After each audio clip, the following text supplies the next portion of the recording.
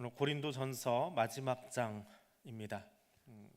16장은 고린도전서를 종결짓는 부분이고 15장까지 나왔던 본론 부분에 없는 부수적인 이야기를 몇 가지 하고 또 서신이다 보니까 편지다 보니까 마지막 부분에 각 사람에게 하는 인사말이 같이 들어와 있는 문안 인사와 축복 기도가 들어가 있는 그런 형태로 가지고 있습니다. 특별히 16장에 나오는 연보에 관한 이야기는 사도행전 11장에 나오는 예루살렘의 경제적인 어려움, 곤고함을 돕기 위해서 바울이 적극적으로 자신이 전도했던 지역들, 소아시아, 갈라디아, 그리고 아가야 지방, 고린도를 끼고 있는 그리스 반도, 그곳까지 그곳에 연보를 요청을 하고 그것을 모아서 전달하게 된 그 이야기가 적혀 있습니다. 제일 먼저 나오는 이야기는 1절부터 나오는 연보에 관한 이야기입니다. 헌금에 관한 이야기인데, 연보라는 말을 우리 할머니 세대, 우리 어머니 세대도 사용하셨던 것 같아요. 근데 지금은 잘 쓰지 않습니다. 연보보다는 헌금이라는 단어를 더 많이 쓰고 있습니다. 율법적으로 따지기 좋아하는 사람들, 글자 따지기 좋아하는 사람들이 연보는 틀렸다라고 말씀하시는 분이 있어요. 왜냐하면 한자어로 표기한다든지 혹은 헬라어 원어에서 이 연보라고 하는 글자가 가지고 있는 의미 때문에 그렇습니다. 내가 스스로 취해서 버린다라는 뜻이 있습니다. 그래서 중에 기금 형식, 헌금이라기보다는 수의 기금, 무슨 기금하는 기금의 형식이 더 많은 그런 의미가 많이 담겨 있는 단어이기 때문에 연보는 지금 안 쓰는 것이 좋다. 성경 해석을 달리해라 그러는데, 해석을 달리하려면 헬라어 원전에 있는 단어까지 바꿔버려야 되잖아요. 그래서 그거는 아닌 것 같다. 이 당시에 이것을 왜 썼을까라는 것도 생각을 해보아야 되고, 또 어떤 분은 본문에 나오는 이 연보라고 하는 것이 헌금하고는 거리가 멀다. 왜냐하면 사람들이 집에서 모아놨다가 목적이 예루살렘에 있는 성도들을 돕기 위한 돈이었기 때문에 헌금이라고 말할 수 없다라고 말하는 사람들도 있습니다. 단어 선택을 그렇게 했다는 것이지요. 그래서 구제 기금의 성격이 더 강하다라고 이야기하는데, 그렇게까지 따지고 들어가기 시작하면 2000년 전의 교회가 오늘날의 교회처럼 재정부를 두고 재정 회계를 두고 재정 관리를 하면서 교회를 운영을 했느냐? 아니거든요. 그 당시에 교회라고 하는 체계가 아니고, 교회라는 이름은 그냥 가정집이에요. 가정집에 사람들이 모여서 시작한 이제 막 개척교회 스타일. 오늘날의 개척교회하고도 틀이 다릅니다. 그냥 가족이 모인 몇몇 가족이 함께 모여서 한 집을 정하고 예배 드리던 형태입니다. 그래서 거기는 지금처럼 교회가 헌금을 모아서 여러 용도로 나누어 사용하는 이런 모습이 갖춰지지 않았어요.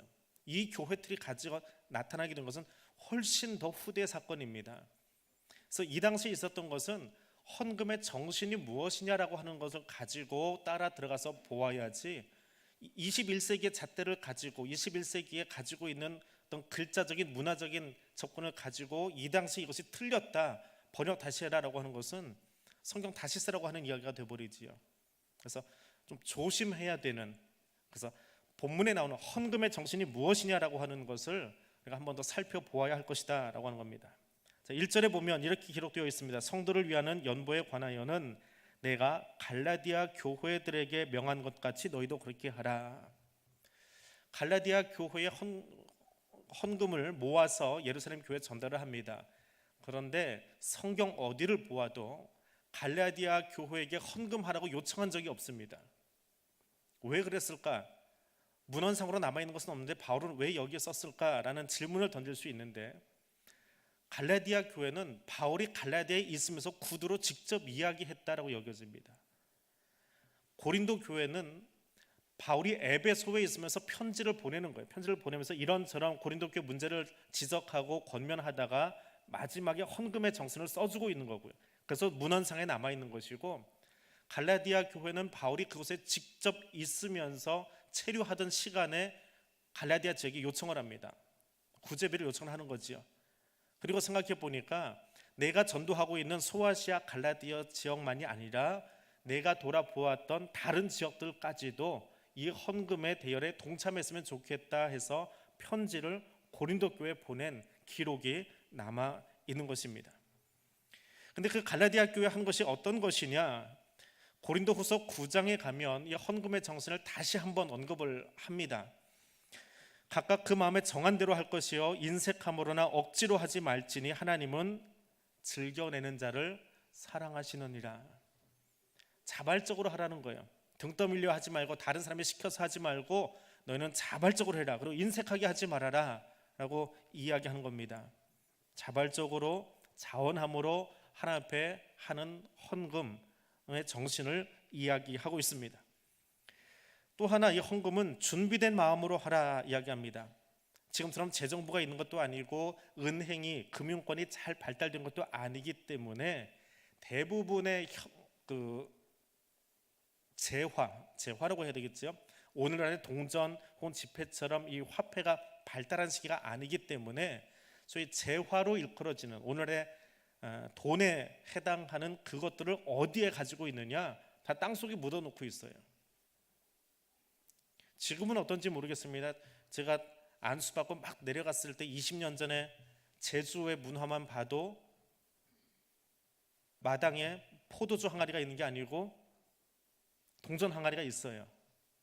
좀 사시는 분들 집에 가면 마당에 그게 있어요. 장독대 안쪽에 들어가면 다 간장통만 있는 게 아니고 현금 항아리가 있어요. 중앙금융권을 못 믿는 그런 정서들이 있어요. 시골로 내려가서 그런 정서가 많이 있었습니다. 그래서 땅속에 묻어두는 거예요. 2000년 전에는 어땠느냐? 더 그랬어요. 그 재화가 땅에 묻어져 있습니다. 묻어두려고 두는 게 아니고 거기가 내 은행이에요. 개인 사금고예요. 내 개인 금고. 자, 거기에 잘 모아두었다가 너희의 수입을 따라서 잘 모아두었다가 준비했다가 그냥 담아놓지만 말고 이것은 하나님께 드릴 것, 바울이 요청했는데 예루살렘 교회를 돕기 위해서 드려질 것 하고 구분해 놓으라라고 하는 것이에요. 자발적으로 드리지만 즉흥적으로 하지는 말라는 거예요. 기분에 따라서 하지 말라는 거예요. 헌금은 기분으로 하는 것이 아니라 그것은 고백이에요. 나의 고백입니다. 재정관리 시스템이 잘 안 되어 있던, 갖추어지지 않았던 2000년 전의 사람들에게 그들의 문화 속에서 봐야 돼요. 오늘날의 문화가 아니고 그들의 문화 속에서 본다면 그들이 준비한다라고 하는 것은 별도의 항아리를 두고 드리는 예물을 이야기하는 거예요. 제가 처음 전임 전도사 한 곳에서 전임 시절을 보냈는데 그 교회의 선임 장로님 댁에 지금 이제 은퇴하셔서 할아버지가 되셨더라고요. 얼마 전에도 통화를 한번 했는데 그분 집에 1년에 한 번씩 이제 신방, 대신방 혹은 이제 목사님이 안 가시면 혼자 가는 일상 신방 이제 한 번쯤 갑니다. 가면 꼭 데리고 가는 데가 있어요. 전도사님 이리 오세요. 그래서 데리고 가는 데가 하나 있는데 골방이 하나 있습니다. 이렇게 고개를 숙여야만 들어갈 수 있는 천장 바로 밑에 있는 방이 하나 있어요. 거기는 성경 테이블, 성경을 보는 테이블이 하나 있고 거기에 큰 사과 모양의 저금통이 하나 있습니다. 그건 두 분만 들어가시는 방이에요. 그 장로님하고 안에 계신 권사님이 뭐 생각날 때마다 그냥 들어가시는 거예요. 그 방에 들어가셔서 성경 보고 혼자 찬송 부르고 기도하시다가 그냥 나오지 않고 거기도 나의 예배 자리이기 때문에 꼭 그 헌금함에다가 주머니에 있던 것을 그냥 넣고 나오세요. 얼마나인지 모르게 동전이 됐건 아니면 뭐 지폐가 됐건 그날 주머니에 있는 것으로 그렇게 내놓습니다. 그리고는 거기 얼마 있는지 모르고 빨간 그 사과 저금 상자인데 크기가 한 요만해요. 요만한 건데 추수감사 주일날 그것을 교회로 가져와요. 그래서 앞에 과일 장식하는데 한 옆에다가 그 사과를 갖다 놓습니다. 오래된 그 집안의 전통이라 아들들도 간혹 오면 거기 들어서 하신다고 그래요. 그래서 교인들이 다 알아요. 저 항아리는 우리 선임 장로님, 오장로님의 헌금함이야. 그리고 재정부가 열어보고 나서야 거기 얼마가 들어가 있는지 알아요. 1년 동안 골방에 들어서 매일 기도하시면서 본인들이 하나님 앞에 작정하고 드렸던 감사의 예물이에요. 혹은 뭔가 소원을 가지고 들어가면서 드렸던 예물이에요. 그것을 모아놓았다가 그 고백을 추수감사주일날 하나님 앞에 들여놓는 거예요. 여러분 어떻게 헌금을 하십니까? 집회가 흔하지 않았던, 신권 구하기 참 힘들었던, 요즘은 신권 구하기 아주 쉽지요. 예. 근데 신권 구하기 참 힘들었던 시절 우리 할머니 꼭 다리미로 데리는 모습을 보았습니다. 집회가 생기기만 하면 조금 괜찮은 것, 잘 구겨지지 않은 깨끗한 것 있으면 꼭 한 번은 데리셔가지고 성경 칼pe다 다 꽂아놨어요. 용돈을 주셔도 할머니는 이렇게 구겨진 돈을 우리한테 주셨어요. 근데 잘 다려진 돈은 아무리 눈독을 들여도 그건 하나님 거예요. 언젠가는 하나님 앞에 갈 거예요. 성경책에 껴놨다가 예배당에 가서 헌금할 때 그 다려진 헌금을 하나님께 꼭 드리고 했습니다. 그게 저희 외할머니 습관이셨어요. 틈만 나면 집안에 깨끗한 지폐가 보이면 쓰지 않고 그건 꼭 한 번씩 더 다려서 성경책에 끼면서 기도하시던 그런 모습이 기억이 납니다. 하나님은 바울을 통해서 예물을 드릴 때에 즉흥적으로 하지 말라고 이야기합니다. 준비된 마음으로, 너의 준비된 마음을 드려라 라고 이야기합니다. 여러분이 드리는 예물이 즉흥적인 것이 아니라 준비되어서 하나님께 드려질 수 있는 준비된 마음과 준비된 정성을, 준비된 헌신을 드릴 수 있는 것 되어지기를 원합니다. 또 하나 바울은 이것이 대체 어떤 것이냐, 이 헌금이라고 하는 것, 연보라고 하는 것이 어떤 것이냐 3절에서 이렇게 고백합니다. 내가 이를 때에 너희가 인정한 사람에게 편지를 주어서 너희의 은혜를 예루살렘으로 가지고 가게 하라 이야기합니다. 헌금은 2절에 보면 누구든지 다 해야 하는 것입니다.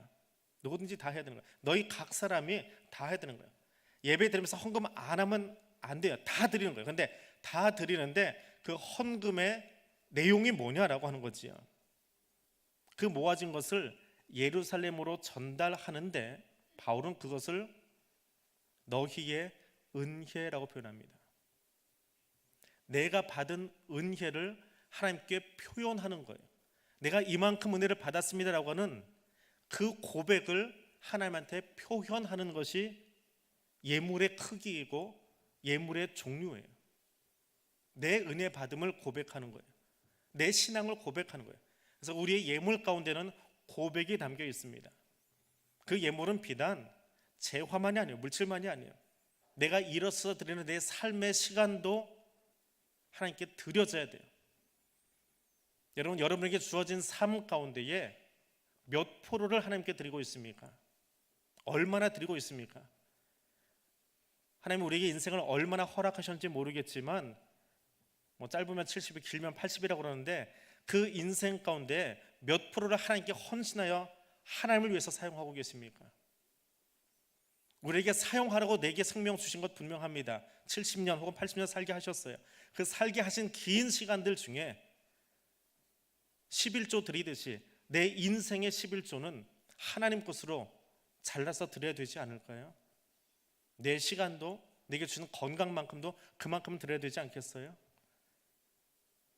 건강 주신 동안은 내 즐거움을 위해서 사용하다가 노년에 대해서는 아이 보면서 끝나버리면 하나님하고는 언제요? 하나님에게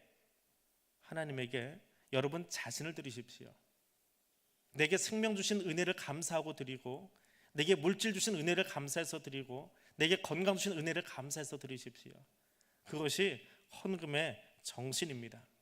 예루살렘에 전달된 것은 소아시아와 아가야 집안에서 거두어진 금부치 은부치가 아니에요. 내가 받은 은혜를 예루살렘에 전달하고 있는 거예요. 그 은혜 받은 것을 기억하고 그 가치를 아는 사람들을 구별해서 너희가 인정하는 그 사람들을 통해서 이 예물이 예루살렘에 전달되기를 원한다라고 이야기하고 있습니다. 예물은, 헌금은 바르게 전달되어야 합니다. 재정이 투명해야지요. 교회가 시끄럽습니다. 옆에 있는 어떤 교회가 시끄러운 소식의 단초가 어디서 시작됐습니까? 재정이 불투명이지요. 세상 사람들이 사용하는 땡땡땡 자금 같이. 교회는 그것이 필요 없는 곳인데, 있어서도 안 되는 곳인데 깨끗하게 투명하게 사용해라라고 하는 것입니다. 그래서 내가 전달할 수 있지만, 바울이 전달할 수 있지만, 너희가 인정하는 사람, 그를 통해서 예루살렘에 가지고 가게 하라. 그리고 이 너희가 인정하는 사람을 통해서 가지고 가게 하라라고 하는 이 이야기 속에는 재정의 투명성도 있지만 또 하나는 바울이 전달하면 이미 다 아는 사람이에요. 바울과 예루살렘 교회는 이미 알아요. 충돌도 했었지만 또 서로 용인하면서 이미 알고 있는 사이예요. 그런데 고린도 교회의 성도들이 그 연보를 들고 예루살렘 교회에 가면 그 사람들은 어떤 사람들이에요? 예루살렘 교회 입장에서 이방인 그리스도인이지요. 예루살렘 교회는 히브리파 그리스도인들, 유대계 그리스도인들이에요. 그런데 고린도는 이방인 그리스도인이에요. 저쪽에 바울이라는 사람이 돌아다니면서 이방인 선교를 해가지고 예수 믿는 사람들이 많이 늘어났대라고 하는 소문은 들었지만 실제로 그들이 누군지는 몰라요. 일면식도 없어요. 그러다가 그들이 찾아옵니다.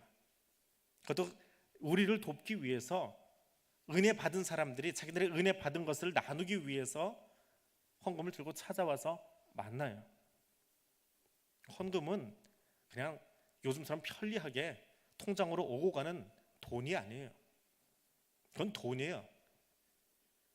헌금의 정신 속에는 함께 교제하고 나누면서 하나님 나라를 확장해가는 모습을 서로 확인시켜주는 의미가 있는 거예요. 힘들고 어려운 그 긴 길을 누군가가 책임지고 걸어가야 됩니다. 몇 달을 걸려서 그 예물을 모아진 소아시아 지역에 혹은 아가야 지역에 헌금을 들고 가야 돼요. 오늘날처럼 수표 몇 장으로 끝날 수 있는 게 아니지요. 자루자루 집어넣어서 그 재화들을 등짐을 짊어지고 가야 합니다. 때로는 산도 넘고 강도 지나가야 되고 산적도 각오해야 됩니다. 그 길을 가면서 예루살렘에 안전하게 이것이 다 도착하기까지 얼마나 기도하며 걸어갈까요? 그리고 그렇게 전달받은 것에 대해서 우리를 사랑하고 우리를 기억하는, 우리보다 늦게 시작되어진 저 작은 교회가 예루살렘 교회 수만 명 교인이라고 했던 정확한 교적은 없지만 예루살렘 교회가 수만 명 된다고 그래요. 그 교적을 가진 교회를 돕겠다고 원금 각처에 개척교회들이 돈 모아가지고 좀 가져오고 있는 거예요. 우리가 주 안에서 한 형제다라고 하는 것을 보여주기 위해서, 그렇게 교제하기 위해서. 헌금은 재화의 흐름이 아니라 사랑의 흐름입니다. 은혜의 흘러감입니다. 그리고 받은 그곳에는 은혜를 얼마나 받고 나누는지를 보여주고 있는 것입니다. 그리고 더불어서 이 재화가 전달된 그곳 9절 말씀을 보니까 이렇게 기록되어 있습니다. 내가 광대하고 유효한 문이 열렸으나 대적하는 자가 많음이라. 광대하고 유효한 문, 이 단어는요, 문이라고 하는 이 단어는 예수님이 자주 사용하시던 단어예요. 기회라고 하는 단어이기도 하고 문이라고 하는 단어이기도 합니다. 복음을 전하는 기회가 열렸다라고 할 때에 예수님이 즐겨 쓰시던 단어를 바울이 동일하게 썼어요. 지금 복음의 문이 열렸다는 거예요. 예물만 전달되는 것이 아니라 우리가 복음을 받아들고 어떻게 변화되었는지 너희도 보아라 라고 하는 거예요. 헌금이 사용되는 그곳, 연보가 사용되는 그곳에는 하나님 나라가 세워지는 역사가 나타나야 합니다. 그것을 위해서 헌금이 쓰여야 된다라고 하는 거예요. 복음의 역사를 드러내기 위해서.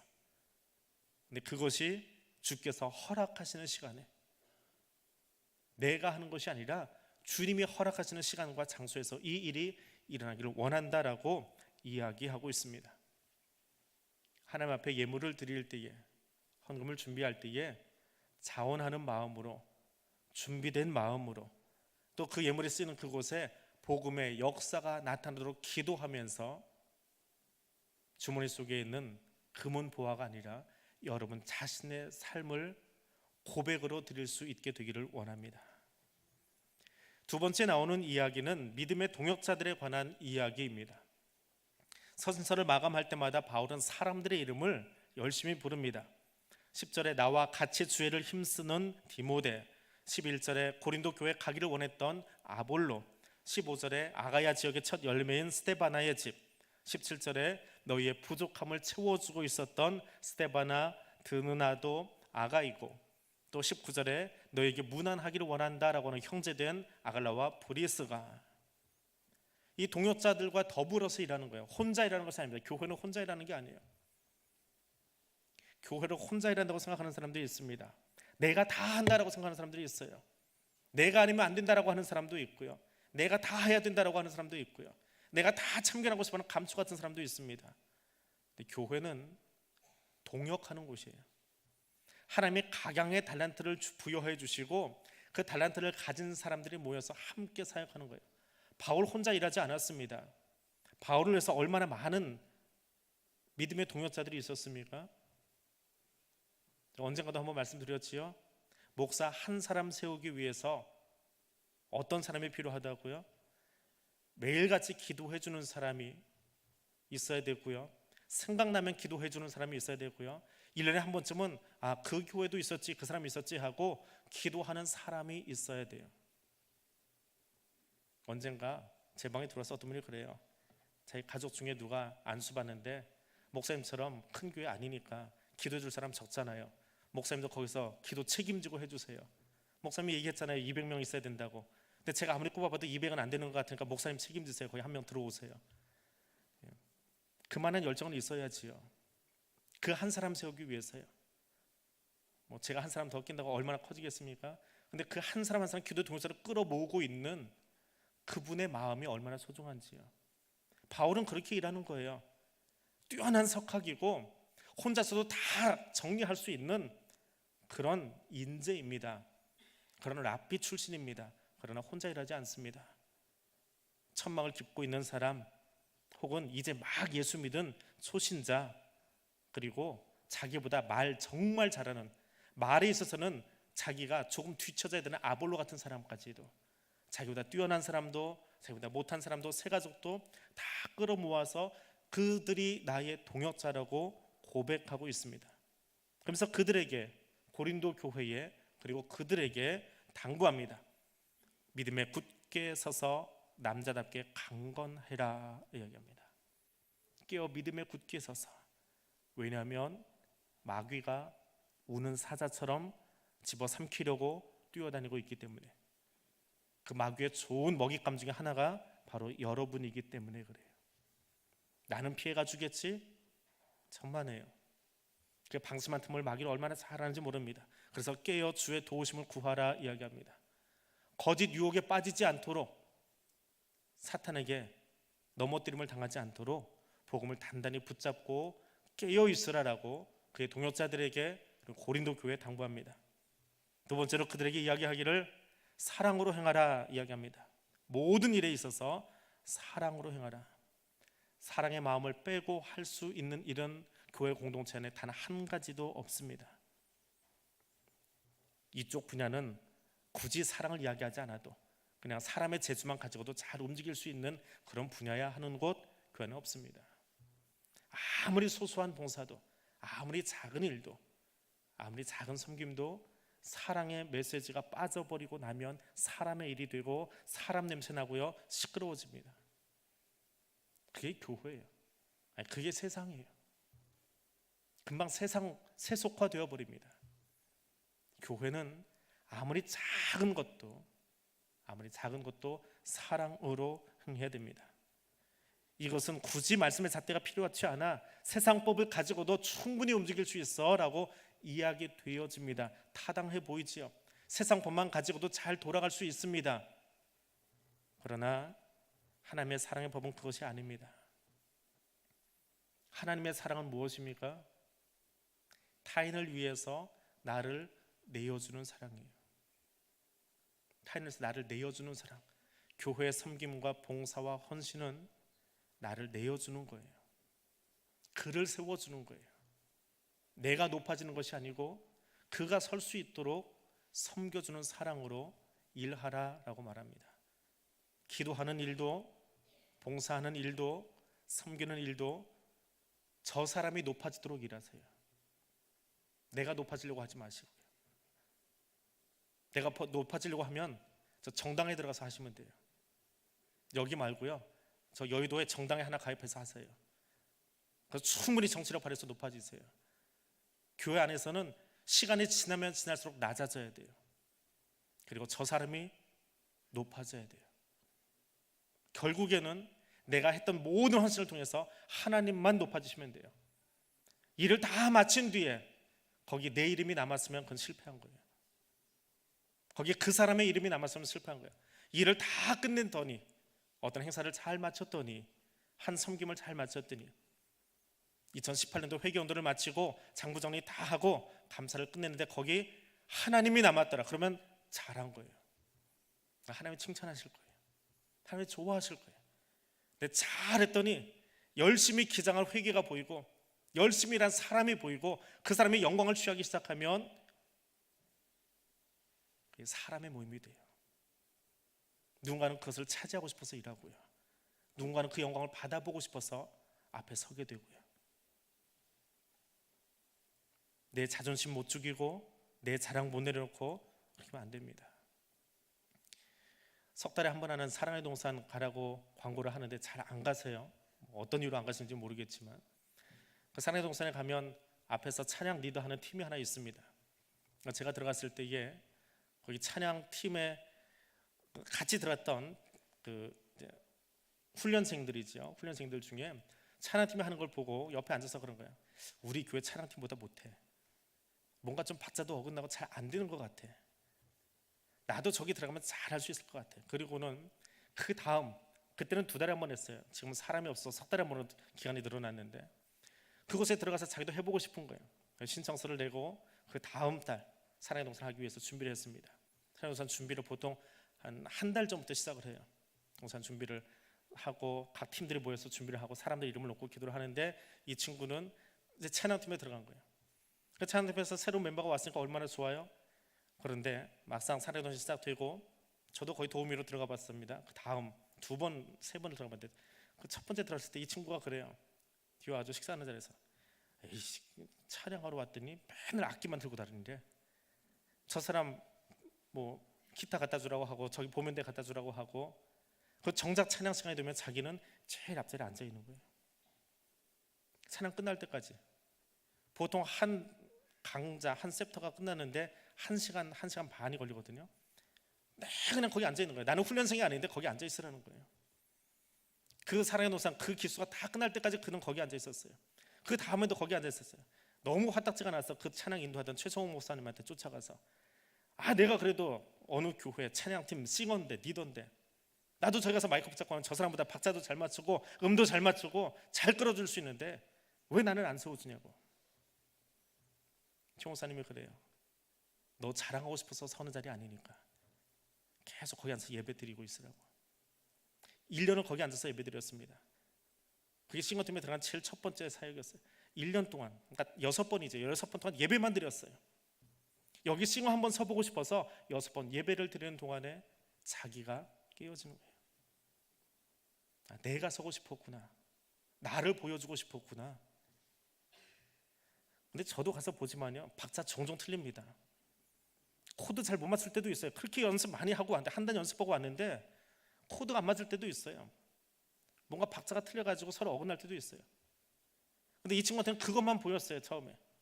근데 1년이 지나고 나니까 틀린 것이 보이는 것이 아니라 그 앞에 훈련받기 위해 온 사람들을 사랑해서 그들을 어떻게 세워줄까라고 하는 기도하는 모습이 보이더라는 거예요. 찬양을 쉬고 있는 동안 옆에서 끊임없이 기도하고 있는 그들의 모습이 보이더라는 거예요. 1년 뒤에 처음으로 마이크를 붙잡고 섰습니다.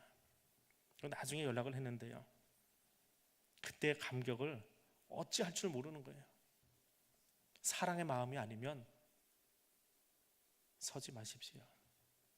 사랑하고 세우기 위해서 서십시오. 오늘 신문에 어떤 분한테는 안타까운 이야기고 어떤 분한테는 인광보다라고 표현되는 사건이 하나 실렸습니다.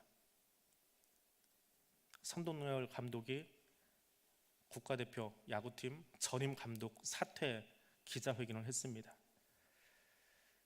시각에 따라서는 잘했다, 진작에 그렇게 써야 된다, 여러 가지 이야기가 있지만 한 시대를 풍미했었고 그리고 감독의 자리를 맡겨 놓았는데 국정감사에 끌려나가서 호통을 당하고 그를 보호해줘야 되는 KBO 총재마저 나서서 전임 감독제는 없어져야 된다라고 자기 면피하기 위해서 국회의원 앞에서 증언을 하고 누가 남아있겠습니까? 나중에 떠나고 나서야, 사퇴 발표하고 나서야 총재가 나서서 제발 좀 있어달라고 하는데 그대로 그 KBO 사무실을 나섰다고 하는 개인적으로는 안타까운 이야기가 거기 실렸습니다. 그리스도는 우리의 죄악에도 불구하고 사랑으로 감싸주신 분입니다. 그리스도인은 그 사랑을 덧입은 사람들입니다.